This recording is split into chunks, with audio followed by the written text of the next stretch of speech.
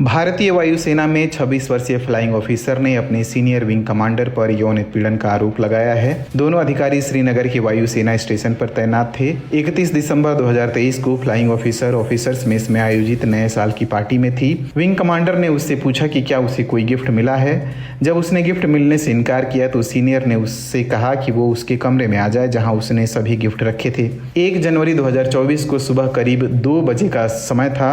वो wing commander के पीछे पीछे उसके कमरे में चली गई, इस बात से अनजान कि उसके साथ क्या होने वाला है। कमरे का दौरा करते समय फ्लाइंग ऑफिसर ने विंग कमांडर से उनकी पत्नी और बच्चों के बारे में पूछा। इस पर विंग कमांडर ने जवाब दिया कि वे कहीं और रह रहे हैं। फ्लाइंग ऑफिसर ने आरोप लगाया कि विंग कमांडर ने उसे यौन क्रिया के लिए मजबूर किया। उसने बार बार उन्हें ऐसा नहीं करने के लिए कहा और हर संभव तरीके से विरोध करने की कोशिश की, लेकिन वो नहीं रुका। इसलिए फ्लाइंग ऑफिसर ने विंग कमांडर को धक्का दिया और उसके कमरे से भाग गई। पीड़िता ने आगे बताया कि विंग कमांडर ने उससे कहा कि जब उनका परिवार आसपास नहीं होगा तो वे फिर मिलेंगे। फ्लाइंग ऑफिसर ने कहा कि उसे स्थिति को समझने में थोड़ा समय लगा।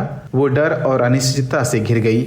उसने कहा, मुझे नहीं पता था कि क्या करना है, क्योंकि पहले भी ऐसे मामले हुए थे जब मुझे रिपोर्ट करने से हतोत्साहित किया गया था। विंग कमांडर बाद में उसके ऑफिस में गए और ऐसा व्यवहार किया जैसे कुछ हुआ ही ना हो। फ्लाइंग ऑफिसर ने कहा, मैं मानसिक पीड़ा को बयां नहीं कर सकती। एक अविवाहित लड़की होने के नाते जो सेना में शामिल हो गई है और उसके साथ इस तरह का घिनौना व्यवहार किया गया। फ्लाइंग ऑफिसर ने फिर 2 अन्य महिला अधिकारियों से संपर्क किया, जिन्होंने उसे शिकायत दर्ज कराने की सलाह दी। शिकायत दर्ज होने के बाद घटना की जांच के लिए कर्नल रैंक के एक अधिकारी को नियुक्त किया गया। जनवरी 2024 में विंग कमांडर को उसके साथ अपना बयान देने के लिए 2 बार बुलाया गया। पीड़िता ने कहा कि जांच के दौरान विंग कमांडर की मौजूदगी से उसे असहजता महसूस हुई। पीड़िता ने बताया कि अंततः प्रशासन की गलतियों को छिपाने के लिए जांच बंद कर दी गई, लेकिन उसने उम्मीद नहीं खोई और आंतरिक समिति के समक्ष एक नया आवेदन दायर किया। समिति गठित करने में 2 महीने लग गए। पीड़िता ने कहा कि स्टेशन अधिकारियों द्वारा अपराधी की सहायता करने का पक्षपातपूर्ण रवैया मेरे लिए बहुत दुखद था।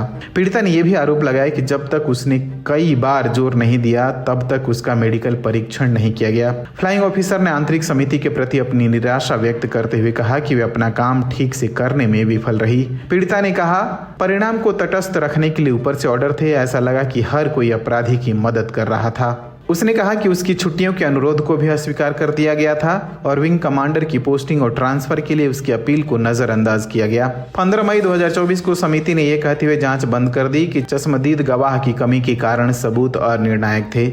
इस कदम से निराश होकर फ्लाइंग ऑफिसर ने कहा, क्या ये सामान्य ज्ञान नहीं है कि कोई गवाह के सामने ऐसा कृत्य नहीं करेगा।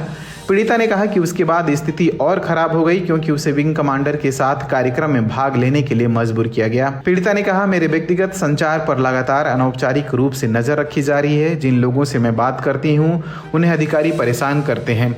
मैं लगातार डर में जी रही हूँ। उत्पीड़न ने मुझे आत्महत्या के विचारों की ओर ढकेल दिया है और मैं पूरी तरह से असहाय महसूस करती हूँ। कुछ महीनों के बाद उसने अपनी शिकायत दर्ज कराने के लिए जम्मू कश्मीर पुलिस से संपर्क किया। शिकायत के आधार पर 8 सितंबर 2024 को बडगाम पुलिस स्टेशन में आईपीसी की धारा 376(2) के तहत एक प्राथमिकी दर्ज की गई, जो कथित घटना के समय लागू थी। ये धारा सशस्त्र बलों के सदस्य द्वारा किए गए बलात्कार से संबंधित है। हालांकि भारतीय वायुसेना ने कोई आधिकारिक बयान जारी नहीं किया, लेकिन एक अधिकारी ने उल्लेख किया कि वे स्थिति से अवगत हैं और बडगाम पुलिस के साथ पूरा सहयोग कर रहे हैं। रिपोर्ट पब्लिश होने तक जांच जारी थी।